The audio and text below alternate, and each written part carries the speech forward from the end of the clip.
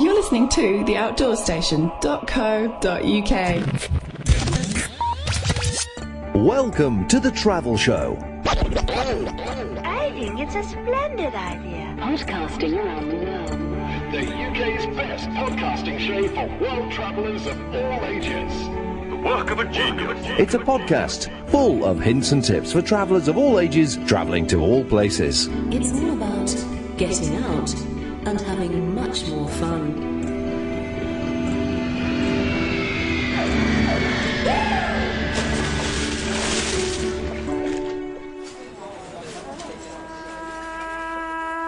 Hello and welcome to another travel show. And in this podcast we get on the road and meet someone who took the opportunity after sixth form to escape academia and see what the great big world had to offer. In 2004, Naomi Cartwright chose to volunteer for her gap year project to work in a school for disabled children in Cambodia. After the 12 weeks were over and accompanied by friends, she travelled for another month around the country before heading into Thailand. Then, like many travellers, as she was down there, so to speak, she decided to take in Australia as well for another month, where she experienced reverse culture shock before finally coming home. So let's start at the beginning with the placement itself, which was based in Phnom Penh, which is slightly off the normal gap year beaten track. I guess I always knew I wanted to have a gap year because I just couldn't face sort of going straight to university and being more academia, basically.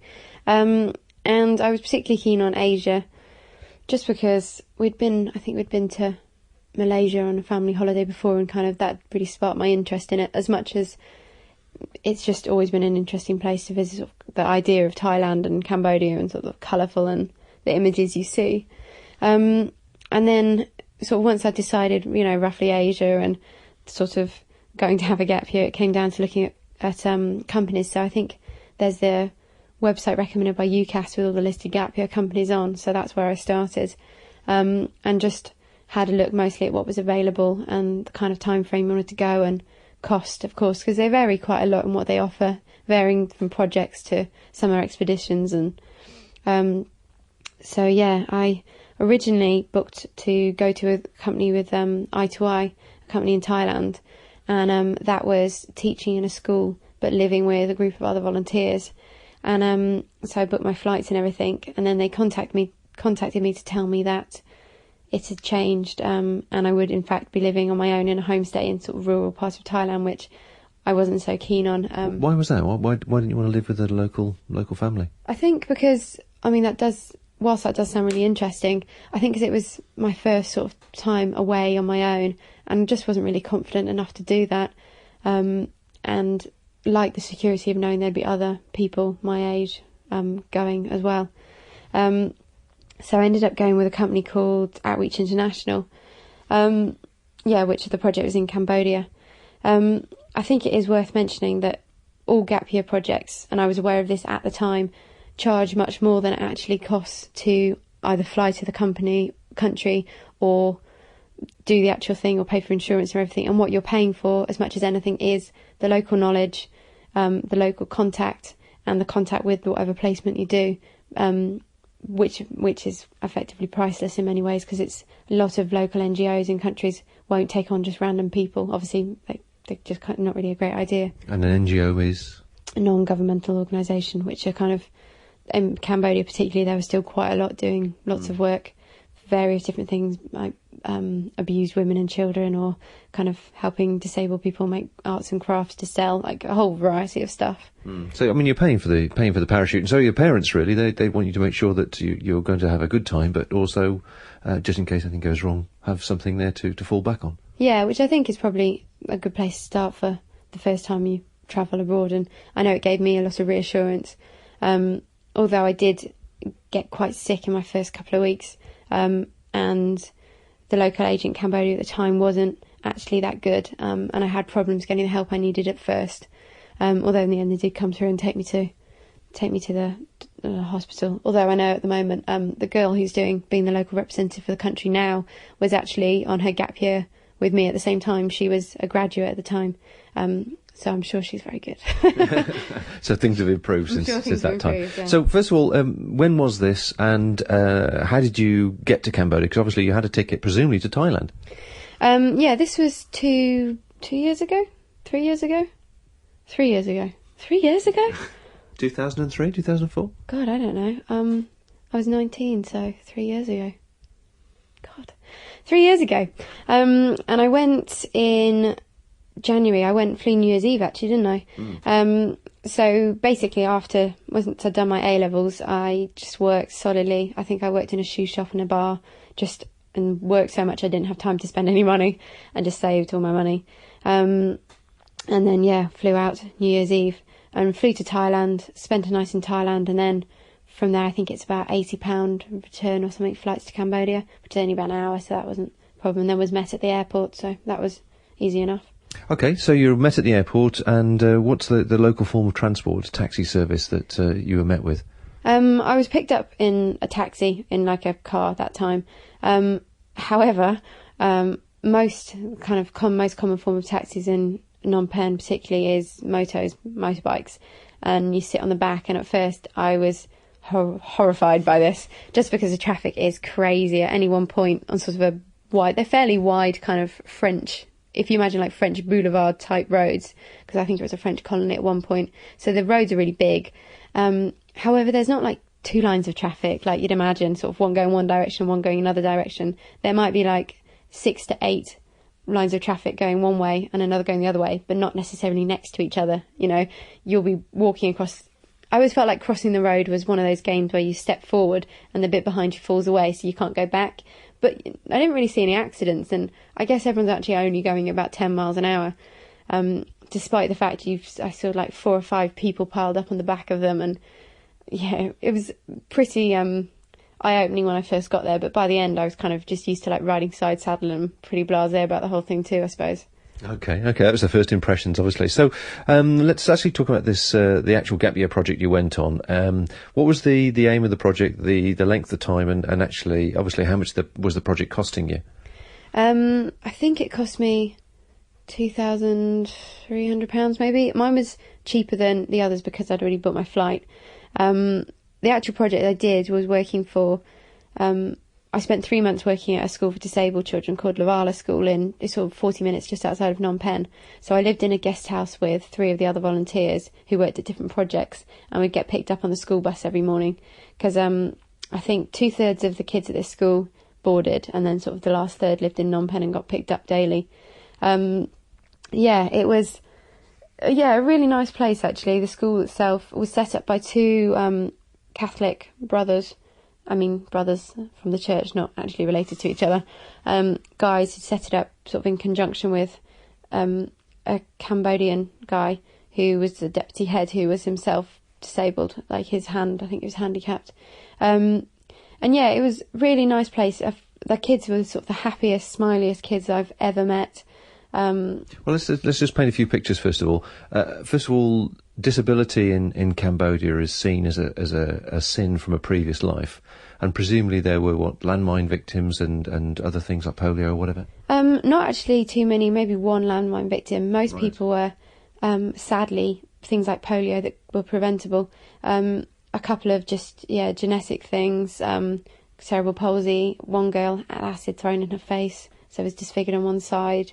So quite an array of complete motley crew in that sense. Sort of when I first got there, I didn't really know how to act around them or whether to help them. Like particularly the bus I was mentioning, we got to and from school in, was kind of a pickup truck, and sort of seeing kids in crutches kind of climb into it, or kids with like no leg, and I was like, do I help them? Do I not help them? And then realised, they've been doing this for years without me. Like, I'm just, they're going to need to do it after I've gone. There's no point relying on me anyway. It was kind of took me a while to get used to, and then you realise they sort of the things they can do themselves and the way they treat each other when they're playing. Then they're rough and tumble with each other, and you realise they set their own.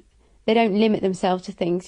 They swim across swimming pools even though they can't use their legs, and they'll climb in pickup trucks, or kids in wheelchairs would still play football, and so that's really eye-opening from the things kind of people are capable of, and not setting limitations on them letting them set their own limitations. And they were much more realistic about things too. They'd sort of say, oh, I can't do that, or I can't reach it. And not in a, oh, you know, I can't do it, can someone help me? It was just like well, I don't have an arm, I can't get it, can you do that, please? And, you know, kids with polio using their one boy, I think, had only his left foot he used to eat and write, and this was a 16-year-old boy, and yet spoke English pretty fluently and was like clearly really intelligent, could hold a conversation, but kind of had to get around by pushing himself on a skateboard, which is, yeah, kind of got used to by the end and just treated them all normally. But at the beginning I was quite taken aback by it. Yeah, I'm not surprised. So again, setting the scene, I've seen pictures of the school, as you say, it's on the outskirts of Phnom Penh, and it looks, I suppose, not fairly luxurious, but they're large buildings that are simple buildings, very airy, just a plain floor. Obviously, it had a swimming pool, which could be classed as a luxury item, but must have been more specifically an exercise tool and something to teach them to swim, because obviously they might have to look after themselves from that point of view. What was your role there? Did you create a role for yourself, or were you actually sort of given tasks to do? I suppose a bit of both, really, because, yeah, and then the first week I spent just sitting in on existing lessons, English lessons, and like geography lessons and PE lessons to see how things were done. The idea then was I did a mixture of things, really. I took a couple of classes for English lessons, which they were currently being taught English. I just kind of took over for a couple of months to give the head teacher a break. I taught all the PE lessons, which were normally taught by the teachers, most of whom were themselves physically disabled, to act as obviously role models. And so I sort of brought in stuff I'd done from home, like tag and different stretching exercises, and sort of taught them a really loose version of netball, and that kind of thing. I also taught swimming lessons too, and lots of swimming games and that kind of thing, which is obviously a lot of the kids able to have a lot more mobility in a swimming pool than they would otherwise. But it was kind of, when I got there, Brother Terry, who was the head, had some ideas of what he wanted me to do, and also wanted to find out what skills I could bring to it. Like, I've got experience in swimming and PE, so particularly utilise those. Whereas if I'd been more musical, I'm sure that would have been kind of something we'd built upon. Okay. And were the children, fairly respectful to you, or were they, sort of like troublesome teenagers in this country? No. The children themselves were probably an age range maybe like 8 to about 18, so older than I'd expected. And considering I was 19 at the time, but they were very respectful. It really, Cambodia as an entire country made me realise just how desperate people are for education and how much they respect education. I had numerous times just when people would want to talk to me just to try and improve their English, and some of the teachers at the school would want to improve their English, and in their way of learning it would ask me things like, how do you learn, what methods, how do you revise, which I was quite kind of surprised at, I suppose. Kids were like angels by comparison to British children in schools, desperate to learn, great fun, really responsive, really interested, particularly if I sort of tried to find fun ways of teaching them things or show them photos of like my home and my family and my friends. And yeah, they were really friendly kids, especially because I tried to make an effort to learn. If I was teaching them something in English, like the days of the week, I'd try and learn it in Khmer, which is Cambodian language, as well. And they had great fun trying to teach me really simple things. So that was really good fun. Oh, excellent. And, you were obviously out in the wilds. Any sort of things happen, come creepy crawlies or whatever that you sort of had to be aware of? Well, there were a few cockroaches in Cambodia and that kind of thing.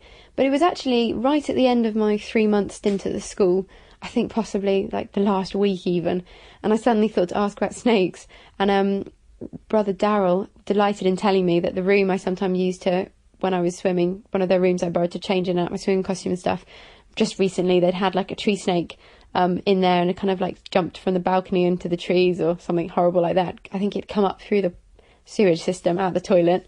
But more kind of personally, I was sat talking to, I think I was doing some marking, talking to one of the kids, and heard a rattling. This was outside, presumably? Yeah, this is kind of outside, right on the outskirts of the school, kind of on the table and in the shade, and saw this mouse and being followed by sort of a metre-long snake, which stopped when it saw us and kind of like half reared up and looked at us, and I jumped on the table. I have to say, to my shame, leaving the small disabled child on the floor. Yeah, as a disabled child, not a great place to leave them on the floor. Thankfully, the snake followed the mouse and left. And I apologised to the child.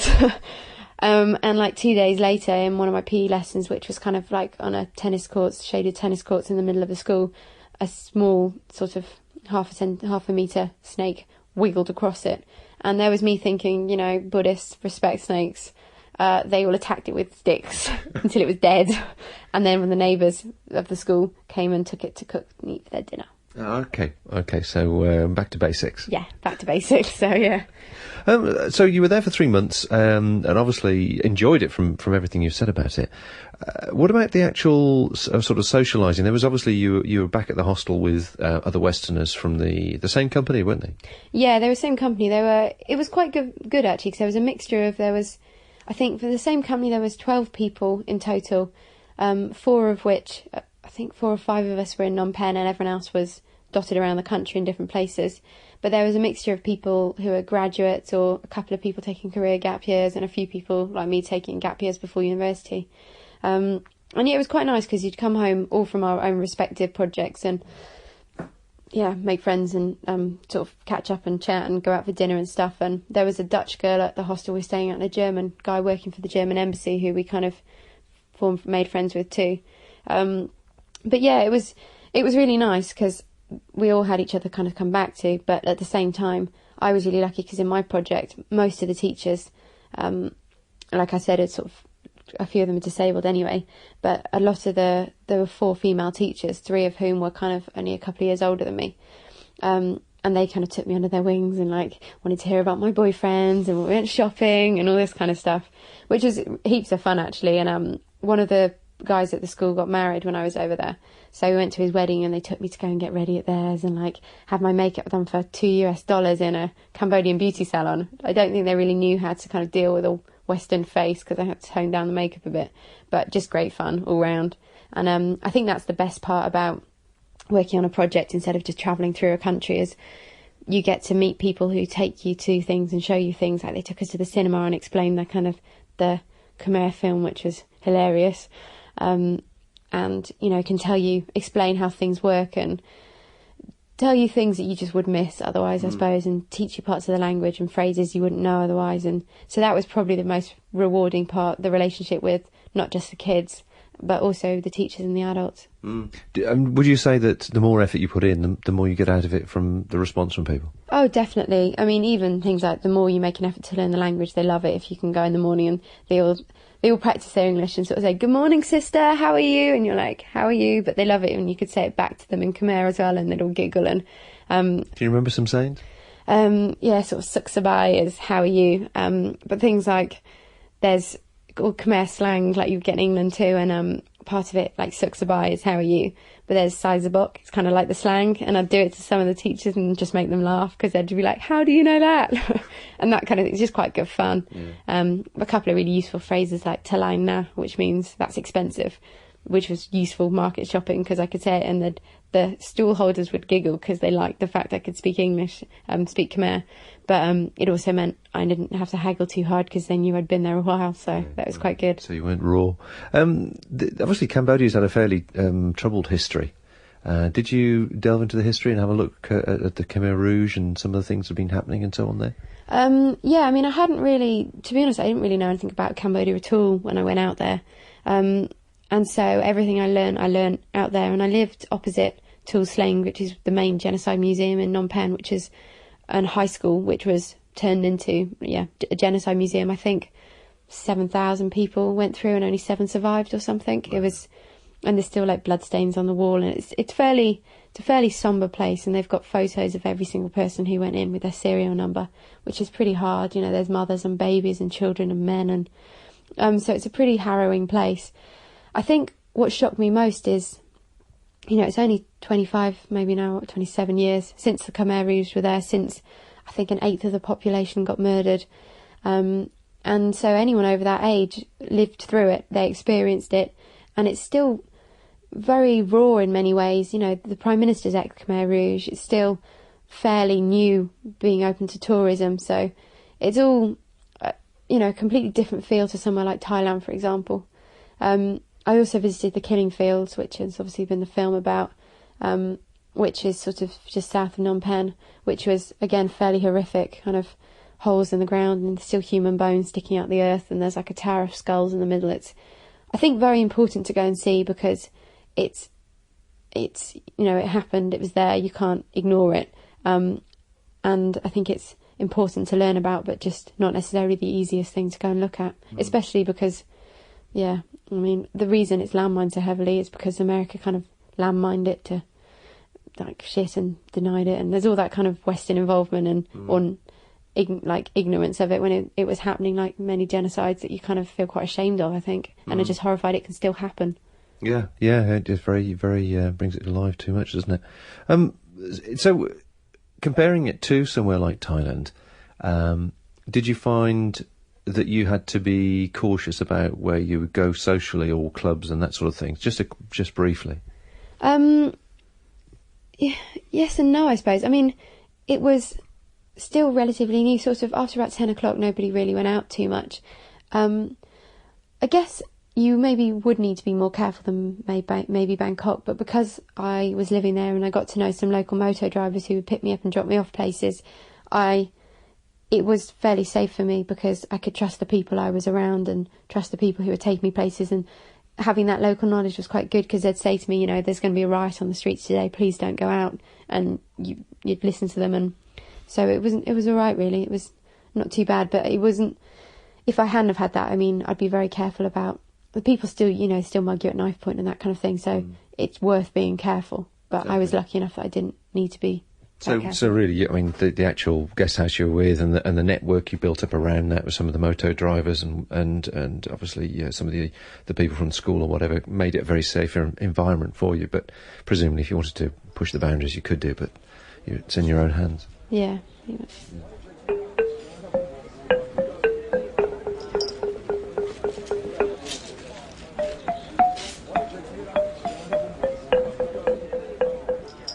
Well, let's move on, because that trip was only part of it. We haven't got very, very long left now, but where else did you go after Cambodia? Did you stay there for a bit and then go somewhere else? How did it work? After I finished my project, one of my friends from home flew out and met me, and one of the other girls I'd met on the project and got on well with, and so the three of us travelled. We first of all went up to Ratanakiri, which is up in the jungles, which takes kind of a fairly hardcore 24 hours to get there using different methods of transport, sort of 6-8 people in a taxi, which is horribly uncomfortable and that kind of thing. And which is, Ratanakiri is very rural, and had a look round. It's kind of like Chiang Mai in Thailand, but more rural, and went and looked around the waterfalls, and there was kind of a lake filled by a crater and that kind of thing. There's trips down to the beaches only. Sihanoukville's only about 3 hours away from Phnom Penh, so that's a very easy kind of weekend trip. But the most significant thing I suppose we did afterwards is go up to Angkor Wat at Siem Reap, which I think like a 9-hour bus journey or something. I think that cost like $3, so ridiculously cheap. And Angkor Wat is well worth the effort. I'd highly recommend it to anybody. You stay in Siem Reap, which is kind of the town that's been really built up for tourists. I think you can get a 1-day, a 3-day or a 7-day pass. And personally, one day isn't enough at all. I think it's Western prices. I can't remember the exact amount. Because it's a World Heritage Site. But Cambodian people get in free, and you need a passport photo for your tag that you get. Angkor Wat, just absolutely phenomenal. Just you really feel like you're discovering it for the first time yourself. You're walking around these ruins and you feel like you've just walked into the jungle and discovered these amazing temples, despite the busloads of Japanese tourists. You could never get away from them. Yeah, you can't. It's well worth getting up at sunset and sunrise even, and staying to sunset, just because you can watch the sunrise over Angkor Wat or over one of the lakes. We watched it, and in particular, I think my two favourite temples were the Bayon, which is of all the kind of Khmer Buddhist faces, and the second was Ta Prohm, which is the one in Tomb Raider. So it's kind of like the temple's entwined with sort of trees that have grown into it and overtaken it. and we got there just after sunrise. So I think there was like one other guy wandering around. So you really did just feel like you'd walked into it the first time. Just absolutely breathtaking. You just want to take pictures everywhere because it's so beautiful. Yeah, that was amazing. It does get very hot though, and we travelled around by moto because it's much more spread out than you give it credit for. Yeah, it's easily kind of an hour drive back from the furthest temple to Siem Reap, but yeah, just breathtaking. And so you travel by moto that sort of distance, an hour's distance? Yeah, I mean, yeah, we've kind of got used to it by that point, really. And it's kind of, you could get taxis and stuff, but it was just the most economical way of doing it. I think it was something like, it was either maybe $8 a day or something, or it was, pretty cheap. And it was really good because they could take you then from temple to temple to save you having to walk, because it's not really the sort of distances you can walk. And obviously local guys, we got them from our hotel, and they, if they know something's really good, they'll suggest that you go there and you kind of listen to them, and it worked out quite well. Excellent. And with those sort of motos, is that the way you get about when you've got the rucksack as well and all the gear? You can do, yeah. Some people did, but it's much easier to go in a rickshaw or a taxi, realistically, just because most people have a lot of stuff. But yeah, you did see people doing it. It is doable. It's just a matter of balance, how good your driver is, really. So where did you go from there then? Went back down to Phnom Penh and then flew across to Thailand, just in time for the Thai New Year, which is absolute mayhem, and kind of going from Cambodia, which is comparatively rural still, to Thailand, I suppose. And the Thai New Year, we stayed in Koh Sam Road, which is like the backpacker place in Bangkok, and everything is shut down around it, and there's no kind of traffic on any of the roads anywhere near it, and it's just, I think, a week's worth of water fight. And I think we got out of the taxi to try and find a hotel and just was drenched within minutes from head to toe. So it's quite good fun. They also do this thing where they mix flour paste and water and put it on your cheeks for good luck. But some of them get kind of carried away in the crowd and you get it in your eyes, and yeah, it can be a bit annoying. But great fun, just really great party atmosphere with the Thais and the tourists, and yeah, heaps of fun. But I think we stayed for about 3 days and then escaped down south to the islands because it does get a bit much. Just out of interest, how did you get from the airport to Koh San? Because I know there's various ways of doing it. We went and got a prepaid taxi from the taxi booth outside of the airport. So yeah, we just did it that way because I'd been before, and knew it's cheaper and faster. Yeah, definitely easy way of doing it. So okay. So which island did you go down to? Well, our original plan was to kind of go island hopping. We went down to, I think, caught the train down to Suratani, and then got the bus from Suratani, and we were kind of going to go Koh Phi Phi and the islands around it, but opted for Koh Lanta, which is one of the more chilled out islands. And kind of after our whirlwind trip around Cambodia and our craziness in Bangkok, we kind of island hopping turned into 10 days lying on one beach, but it was a really nice beach. And it was really relaxing, really good fun, good food, good people, ridiculously cheap. I think it was a couple of £1 a night. There were 3 of us in a room, which is a really big room with a fan. It's a couple of £1 each, or a couple of £1? Couple of £1 each, I think. Yeah. And I think it was the end of the season, so again we got a discount, and there were a few drink the bar dry parties, possibly, maybe. But it's all good fun. You can't remember. I did a couple of boat trips and snorkelling, and saw a water snake there, which I wasn't a big fan of. Did a bit of sea kayaking, and so yeah, heaps of fun, loads to do. Could have gone to lots more beaches. I mean, they're all beautiful and hear great things about them, and it's fairly easy to get from beach to beach, but we were just too lazy. Okay, that's honest enough. And from there, after a week or so's chill out? From there we caught a bus direct from there back up to Bangkok, which I think was maybe 20 hours or something. It's quite a long journey, which was fine, apart from they stop every kind of 3 hours throughout the night at their places they want you to stop and buy their food. They didn't just stop, they kind of have this like beep sound when the doors are open, which is a bit annoying, but did the job. So from Bangkok, my 2 friends both flew home, and I flew to Perth in Australia by myself, where I was met by kind of some family. So I stayed with some slightly distant family for a week, which was really good fun, just to kind of stay with a family in a home again. And they kind of, use the washing machine and Back to the Western world. So just to quickly look at the Cambodia and Thailand separately, what do you reckon your budget was when you're in Cambodia? Well, obviously your accommodation, everything was all paid for, but your extra spending money for there, and then how much did it cost you in Thailand? I probably spent all in all just over £1,000 for the entire time, probably the 4 month, including it was 2 weeks in Thailand at the end, sort of 2 weeks travelling around Cambodia and then 3 months working.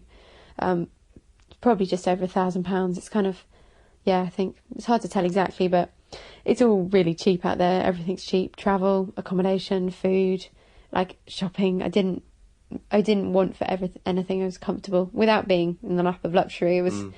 I wasn't scrimping and saving, so. Okay. And then in Perth, you started the Australian adventure, I guess. Yeah, I had a month in Australia, which is not really long enough, but so I spent a week in Perth and then got a cheap flight from Perth to Sydney, which is, I think, maybe £90 or something. It was, considering it's I think 4 or 5 hour flight, not too bad. And so in Sydney, met a friend of mine and spent a few days in Sydney. And basically, we had 3 weeks to go from Sydney up to Cairns, up the east coast. So we stopped off. We sort of stopped off at all the main places. I think Byron Bay first, and had to go surfing lessons, and then I can't remember the exact order. I think it's Fraser Island next, which is they're kind of the set tourist route you do. And Fraser Island's an island made entirely of sand dunes, of sand, and you kind of get in groups with people and drive around in a big four-wheel drive and kind of pitch your tent and cook your own food, and there's some beautiful places, absolutely stunning. Was that something you were warned about dogs? Yeah, there's dingoes, which are kind of wild dogs. But yeah, I think they were kind of, a few years ago, I think they bit a small child or something, so people are pretty wary of them. It's kind of like a running joke. But then the first night in the tent, it's a quite big tent, so like 6 people in them or something, there was this howling outside, and I thought people were joking, but they were like sniffing around our tent. There were real warnings about you had to lock up all your food in the car at night. But other than that, though, it was okay. One of my friends actually walked down to the beach on his own, which again we were warned not to do, and found himself surrounded by them. So picked up a big stick and I think ran for it, as you do. Nervous moment. So Fraser Island, obviously something quite special. I saw some pictures of you on a boat somewhere. That was the Whitsunday Islands, which is just off Airlie Beach, which is again another main kind of stop on the tourist route up the east coast. There's a massive selection of boats you can go on. I think some are sort of 30, 40 people and real kind of party boats, and others were much more kind of secluded is not the right word, limited, I suppose. We opted for, I think it was called Dreamcatcher or something. It was a beautiful kind of proper sailing boat. I think there was about 10 of us on there, just because we figured, we're only doing it once, may as well do it properly. And spent 3 days going around the Whitsundays. Absolutely breathtaking scenery, and they cooked all our food for us and would stop and get off and go and have a look at things and jump off the side of the boat and go swimming, and wow. Yeah, absolutely. And you buy these sort of trips presumably when you arrive at all these different places, do you? And how much does it cost? Oh, I can't really remember how much it costs. I mean, obviously much more than Australia is more expensive than Asia. Obviously, I think I spent over £1,000, maybe £1,300 in Australia in a month. These kind of trips were a bit more expensive, but it's kind of seems silly to. It's like going to Sydney and not seeing the Sydney Opera House. It's silly to go all that way and not do these kind of things. And they were well worth them. I'd highly recommend them. What else did I do? Went to Brisbane and met a friend who I'd met in Cambodia and stayed with her and her boyfriend, which was nice. I think it's always nice staying with people who live there too, because you get to see a completely different side of the place than just kind of the tourists skim the surface. And had an Aussie barbecue, which is good fun, and went to Brisbane Zoo, which is obviously Steve Irwin's zoo, and that was really good fun too, and saw the alligator croc shows and stuff, which was wicked. Didn't see Steve Irwin, sadly. Never not will. going to now. And then went up to Cairns, which is much more tropical. There was I went April, May time, and it's kind of fairly cool there after after Asia particularly, because it was a hot season when I was in Asia. But up in Cairns, it's still quite tropical temperatures and very hot and sunny. Nice to top up your tan. And kind of a real beach feel about it, Cairns. And went off and did a couple of just did snorkeling trips, the Great Barrier Reef, which was stunning. Saw clownfish and Finding Nemo, and saw a baby shark, which was slightly less appealing. Apparently the diving's great, but I'm just not really into scuba diving. And did a couple of trips up into the Daintree rainforest, which was again really interesting, just to see a different. Makes you realise just how big Australia is and how different things can be, from sort of the real dusty red desert to kind of real tropical rainforest. So it was really interesting. And did you fly home from there? I flew from Cairns to Sydney, and then from Sydney to Perth, and then flew home from Perth. But I mean, you forget what a massive country it is. Sort of, I did a lot of 12, 14-hour overnight bus trips and that kind of thing, but you kind of forget them now once they're kind of out the way and done. And at the time, we weren't in a great hurry, so it doesn't matter. But it's not too expensive to fly, so that was quite a good option on the way back, because obviously didn't have much time. But it all worked out really well. So, fabulous trip. You left on New Year's Eve, and you got back when? June? 5 months later. So, phenomenal trip. And then had the summer to kind of try and save some money for university. But, had an amazing time. We would highly recommend a gap year to anybody. And really enjoyed the combination of different things, combination of doing a project and the kind of insight that gave me into a culture and sort of local life and a language. And then sort of doing a more travellery kind of beaches, and particularly seeing the Thai New Year festival. And then obviously Australia, which is completely different again, much more Western, but still much, completely different from home. So it was a fantastic trip. Fantastic. And the sort of people you met on the way, did they get the same things from, basically you're mixing with different types of people from different backgrounds, but they're all sort of doing the same type of thing.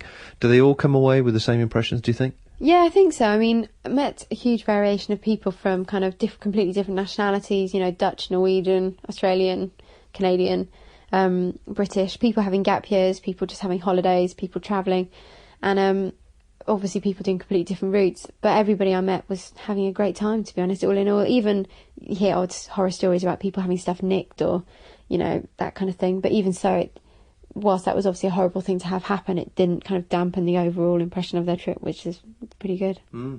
So let's just spend a couple of minutes talking about gear, because you went to 3 or 4 completely different countries. I presume a 65 litre rucksack filled with what? All kinds of stuff. I was fairly minimal packing, lightweight packing on the way out there. Took just a silk sleeping liner, the pack towels, which are fantastically useful. Took obviously a few odd resources for the school, like ideas for lesson planning and teaching, which is hard because I didn't really know what I was doing till I got out there. A diary, photos from home, which were really useful and obviously nice from my point of view. Camera is pretty essential. Obviously first aid kit and that kind of thing. You need like sterile needle kit and that kind of stuff for somewhere like Cambodia. And I mean, what clothes did you take with you from a cultural point of view? Clothes wise, I just took some fairly basic stuff. In Cambodia, it's not basically, if as a woman you show sort of much thigh and your tummy and your shoulders, it's kind of what prostitutes wear, so you just get more hassle. So I wore stuff mostly just below the knee and didn't show my tummy off, and just kind of t-shirts or thick strap vest tops were fine. And most times I just carried a shawl in my bag, partly because then you could always go in temples if you wanted, or if you got hot, or if you felt uncomfortable. That worked quite well. I took a selection of clothes really, and did a lot of shopping, because in particular in Cambodia there's a lot of the clothes companies have their garment factories out there, so you can get kind of Gap and Dorothy Perkins and stuff pretty cheap. So gear worked quite well. It didn't rain at all at any point there or in Australia, so I didn't need to worry about waterproof clothing. Could have done with a few more warm things in Australia, particularly. I didn't take a sleeping bag, which was obviously fine for Asia because a sleeping sheet was more than enough, being as it was a hot season. But I was having to get blankets and stuff all the time in Australia because I hadn't really thought that far ahead. But gear-wise, it's not too much of a problem, really. You can kind of buy clothes and stuff as you go along fairly cheaply and as you need it, which worked quite well. What about hygiene stuff, feminine hygiene and washing gear and all that sort of stuff? Is that easy to come by? Yeah, not too bad, because I'd kind of been warned that you need to take tampons and that kind of thing, because they didn't sell them in Cambodia, and they did sell them in Phnom Penh, but obviously anywhere else in the country they wouldn't do.